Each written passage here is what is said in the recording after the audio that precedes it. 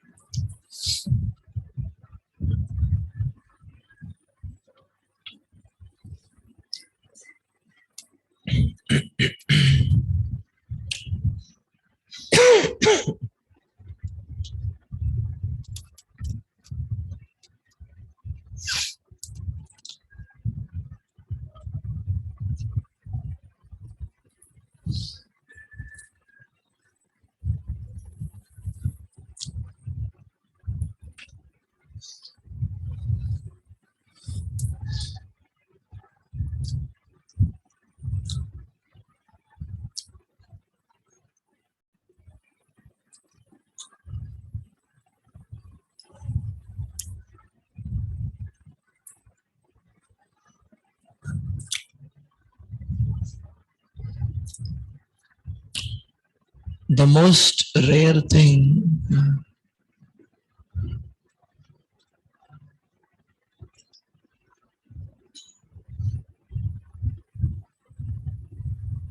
about the process, any yoga process,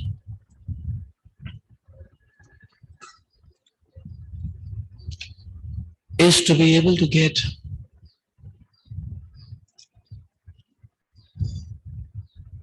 a clear cut,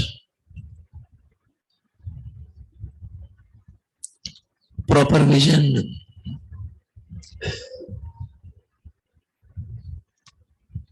as to how exactly to proceed towards the supreme destination of the lotus feet of the Lord.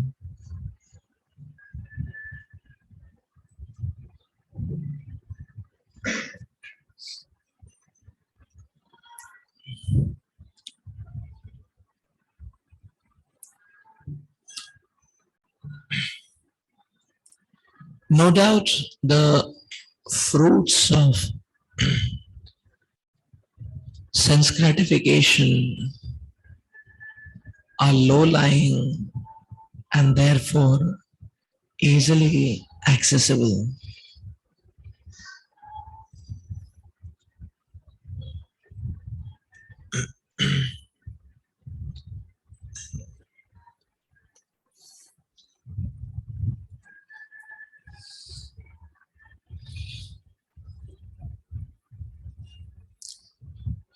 But the purer and the more sublime the process, the higher and more difficult to achieve its fruits are.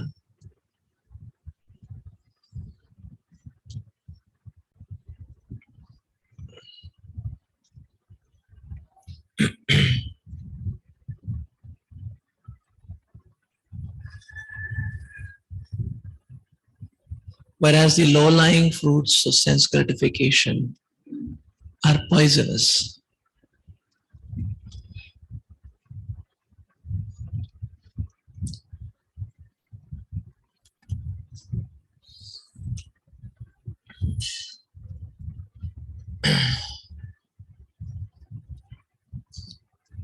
So although the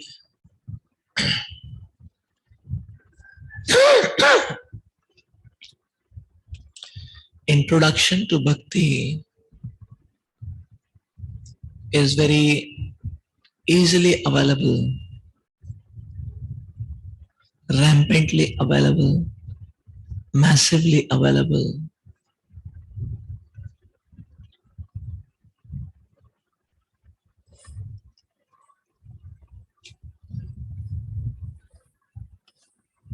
But the actual presence of pure devotional service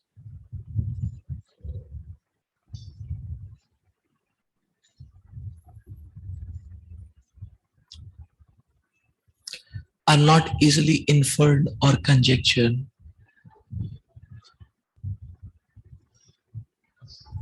It is not at all easy to chalk out or to discern or discriminate the actual path of pure devotional service given in various situations.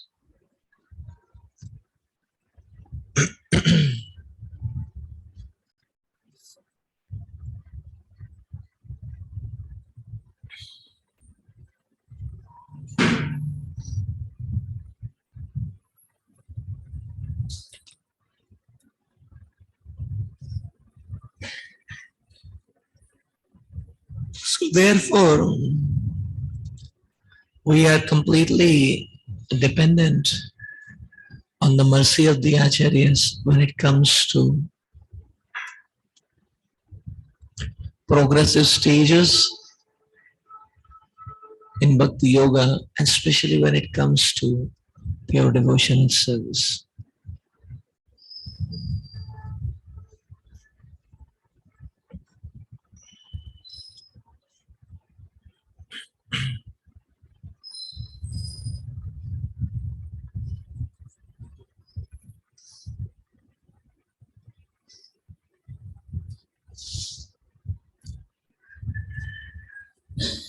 Just like weeds may very much look like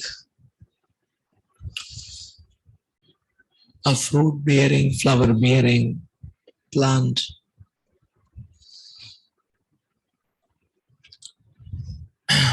just like the weeds may very much look like the actual plant. So it really requires an expert to be able to pinpoint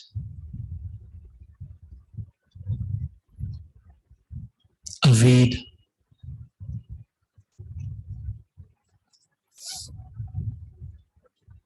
Otherwise, the very processes of nourishment, which we call as sadhana, may just feed the weeds, and the weeds may continue to grow and grow and grow. And as a result, the flower bearing plant, the useful plant, will get strangulated and wither off.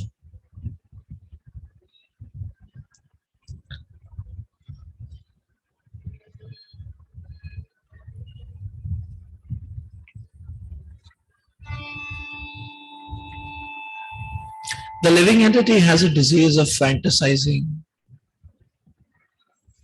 And because the living entity has a disease of fantasizing, he starts taking everything to be an abstract concepts. Whereas the path of dhyana, the path of ashtanga, give a very powerful facility to be absorbed and lost in abstractness.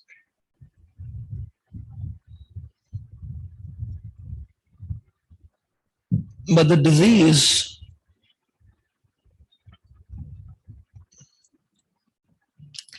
percolates and continues even within the realms of bhakti. That means even when one comes to bhakti, he may have the same vision, and therefore one may start seeing the process of bhakti as abstract.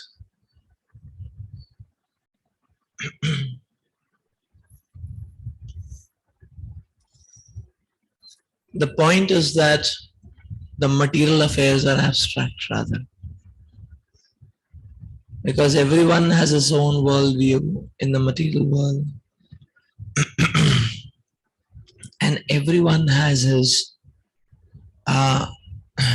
own conceptions, perceptions, conceptions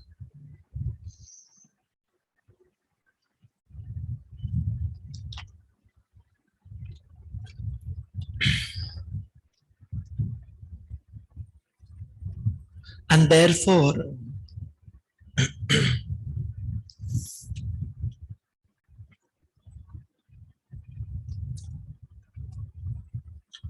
everyone is in an imaginary world.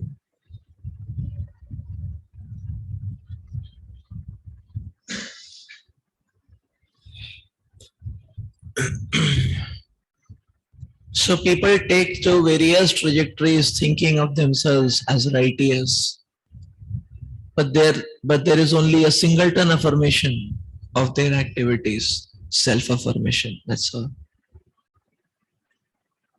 This is imaginary plane, is it not? Whereas those who are able to judge and point out that a particular person is not going on a proper track, when it comes to their own lives, they're not able to judge. This is material consciousness. This is material world.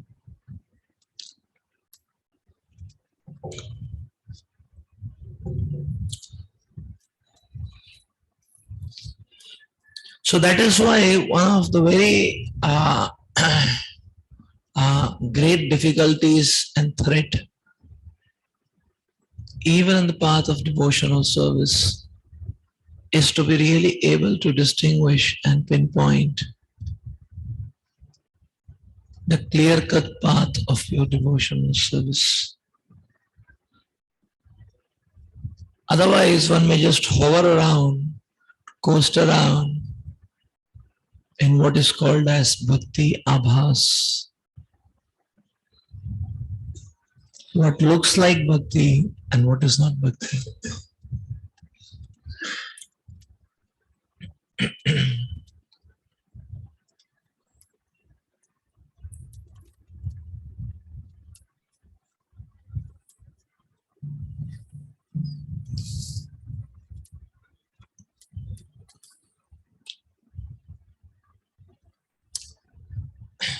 And therefore, there is the dire need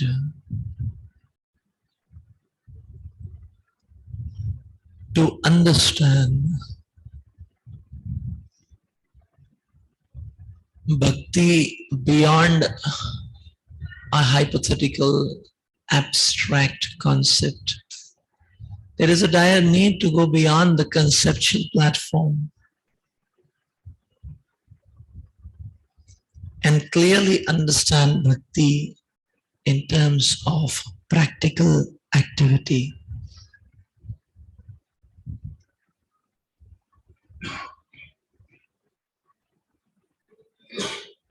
Not some mental, intellectual, emotional exercises and gymnastics.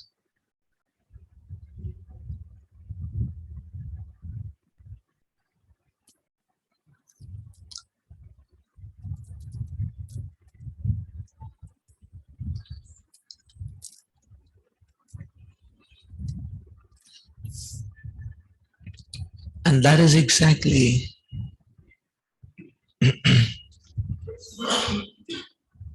what Srila Rupa Goswami Pad is offering us through the nectar of devotion.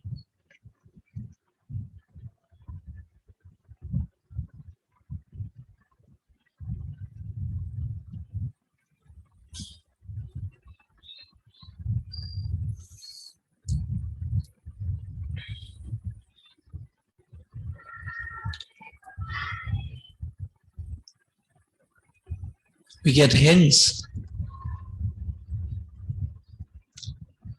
we get clues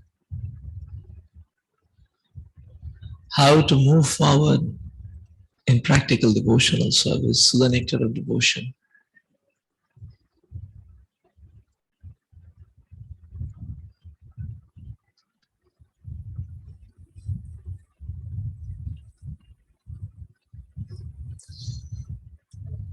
Getting the idea of getting love of Godhead is a very fantastic idea.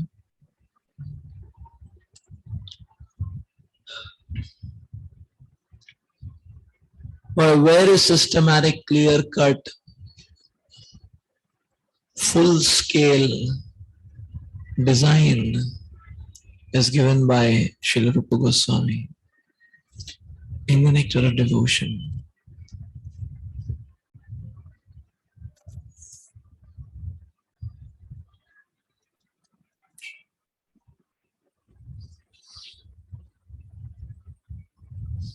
Srila Prabhupada explains that when we are reading the Nectar of Devotion, we are personally associating with Srila Rupa Goswami. And when we try to follow the instructions given in the Nectar of Devotion, then we are personally serving Srila Rupa Goswami.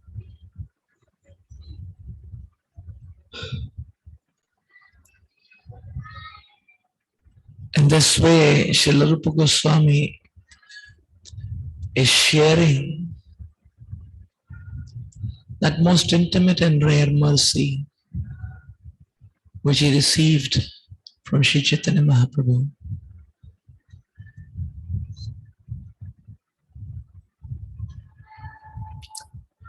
So much so that he was one of the very few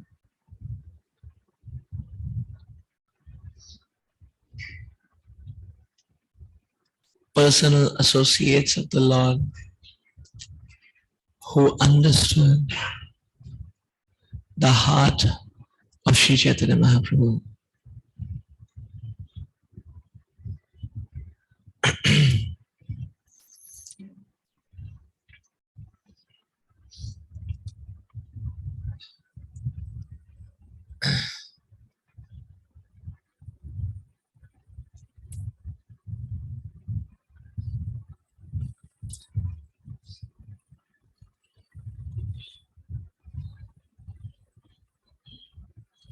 This was affirmed by Sri Sarup Damodar Goswami Pan. So Lord Chaitanya Mahaprabhu was very pleased and ecstatic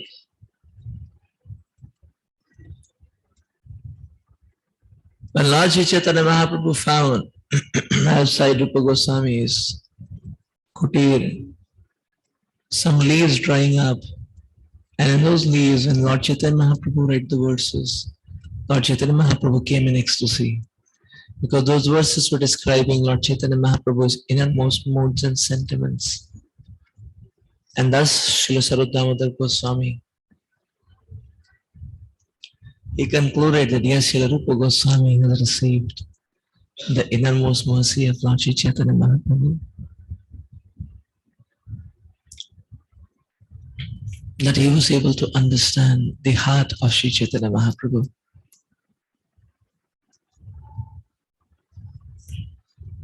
That mercy Srila Rupa Goswami is sharing with all of us. It is exactly that mercy which Srila Rupa Goswami is sharing with all of us.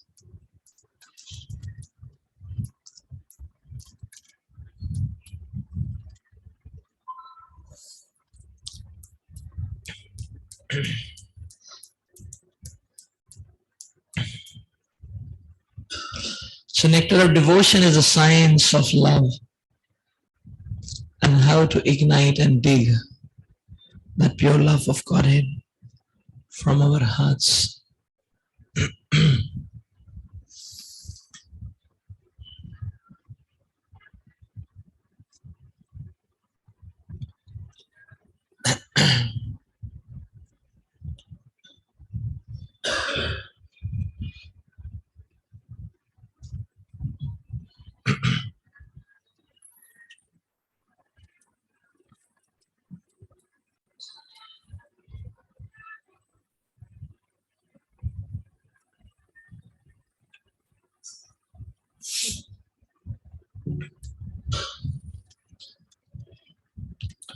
So therefore, one who tries to sincerely understand and apply meticulously the teachings of Srila Rupa Goswami, the burning fire of material existence ends.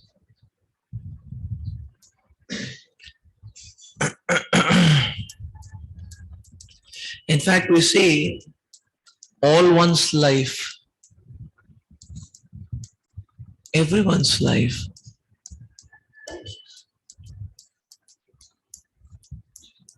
is simply a chase to experience love. Now, the point is that the loving propensity is never satisfied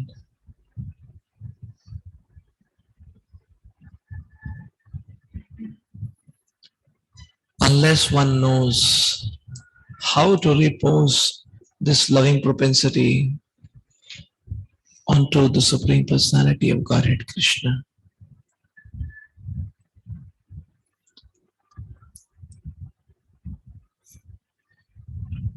Otherwise, the loving propensity is never satisfied.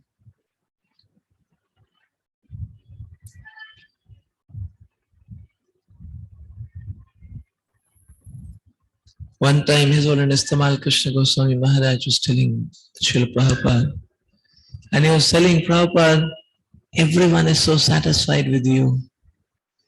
When they come in contact with you, when they remember you, when they reminisce on your interactions with them, they become very satisfied. And Srila Prabhupada said, because I love everyone. Srila Prabhupada was pointing out to this spiritual love. Srila Prabhupada was making the point that yes, one who loves Krishna, he loves everyone in the true sense.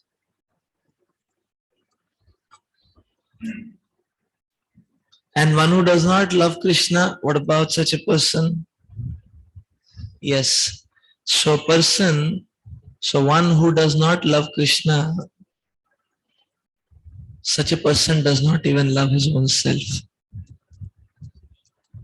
What to say of anything else?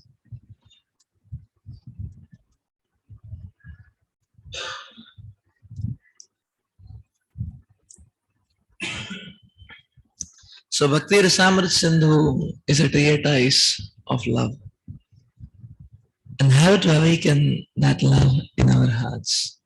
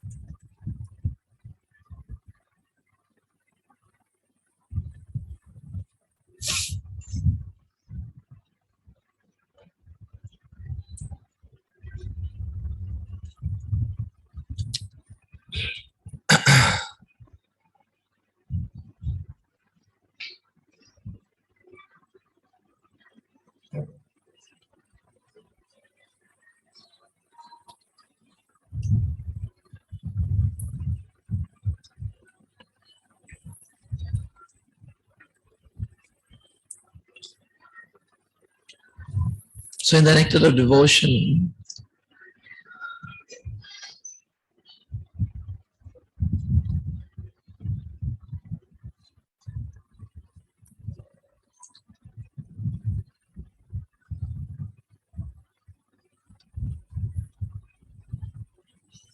the first verse talks about Samanya Bhakti. From 2 to 17, Sadhana Bhakti is described. I believe 16, 17, 18 describes Bhava Bhakti.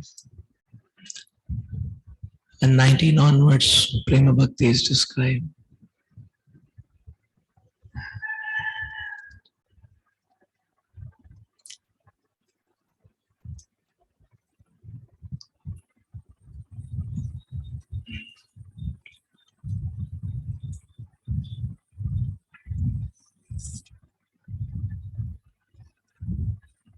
Srila Rupa Goswami categorizes the various sections of the book in the form of waves.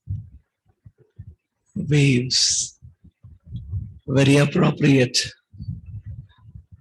Waves of devotional service, waves of revelations, waves of mercy. Actually, Krishna consciousness comes as a wave. Point is, we have to wait for the wave to come, is it not? So Krishna consciousness realizations and mercy always comes like that. That we are struggling and struggling and struggling and struggling and struggling with faith. And at one point of time, when Krishna becomes pleased, then there is a wave of mercy. And this wave is so amazing that this wave can completely overwhelm our existence. Actually, bhakti proceeds like that. Srila Rupa Goswami is actually dividing the entire book in the form of waves. And I believe it describes it in 4 divisions of eastern, southern, northern waves.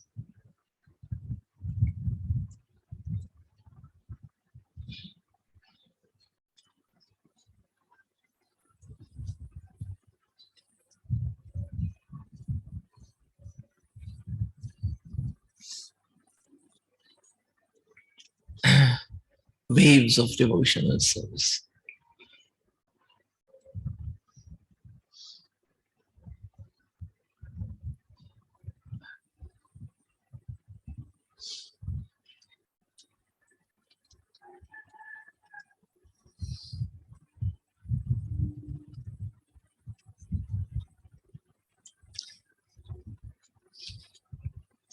So we will begin reading from the preface.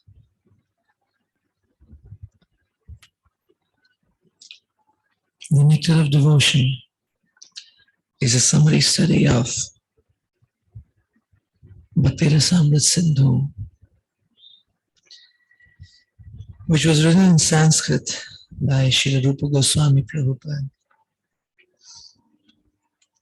He was a chief of the 6 Goswamis, who were the direct disciples of Sri Chaitanya Mahaprabhu. When he first met Lord Chaitanya, Srila Rupa Goswami Prabhupada was engaged as a minister in the Mohammedan government of Bengal.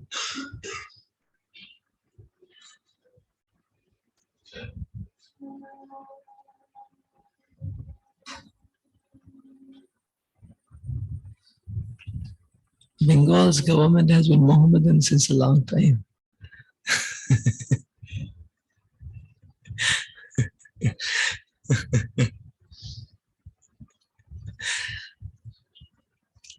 He and his brother Sanatan were then named Dabir Khas and Sakar Malik, respectively, and they held responsible posts as ministers of Nawab Hussain Shah. At that time, 500 years ago, the Hindu society was very rigid, and if a member of the Brahmana caste accepted the service of a Mohammedan ruler, he was at once rejected from the Brahmin society. That was the position of the 2 brothers, Dabir Khas and Sakar Malik.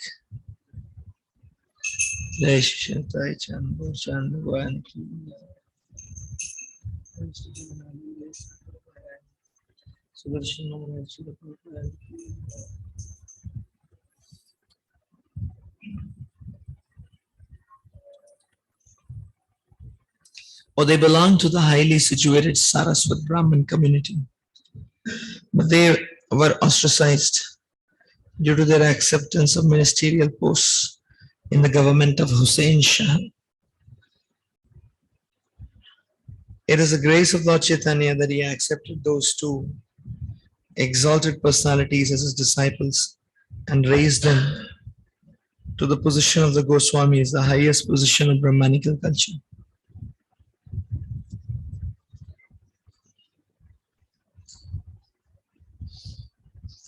Similarly, Lord Chaitanya accepted Haridas Thakur as his disciple, although Haridas happened to be born of a Mohammedan family. And Lord Chaitanya later on made him the Acharya for the chanting of the holy names of the Lord. Hare Krishna, Krishna Krishna, Hare Hare, Hare Ram, Ram Ram, Hare Hare.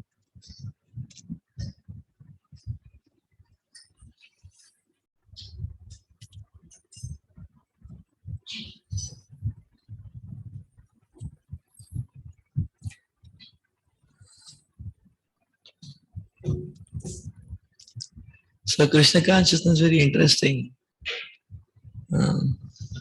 And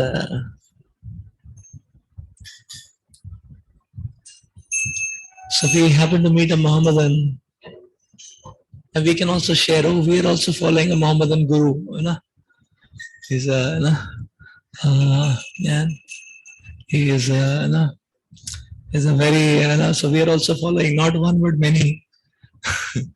We are also following many Mohammedan gurus. They are Siddha Pirs. Is it that? They are Siddha Pirs. What are the names? Haridas Thakura,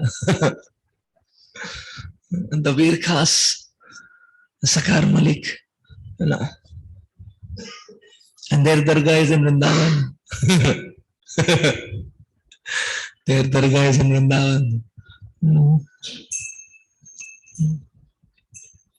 Rather, Vrindavan gets meaning because of their presence and their dargah, is it not?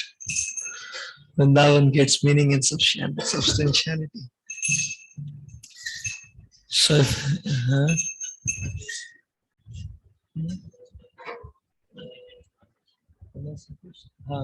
it's not mentioned, yes.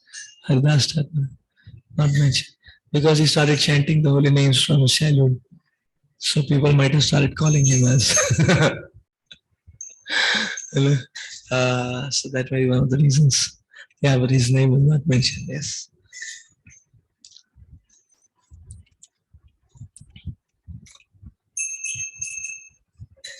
And if we happen to meet some Christian, we say, okay, we're also following a Christian saint. Now, who is that saint?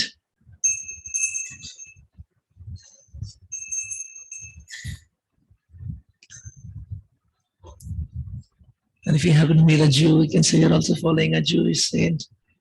Who is that saint? You know, Richard Slevin. Who is the Christian saint?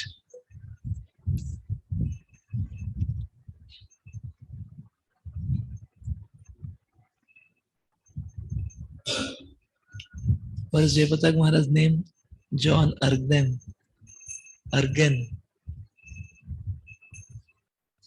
John Argen.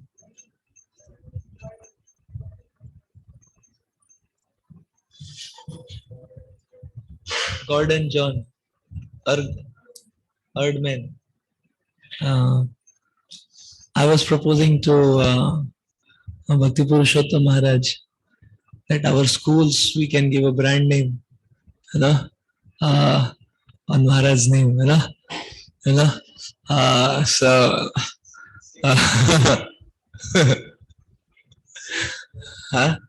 Saint, Saint Garan John Ogden, national schools,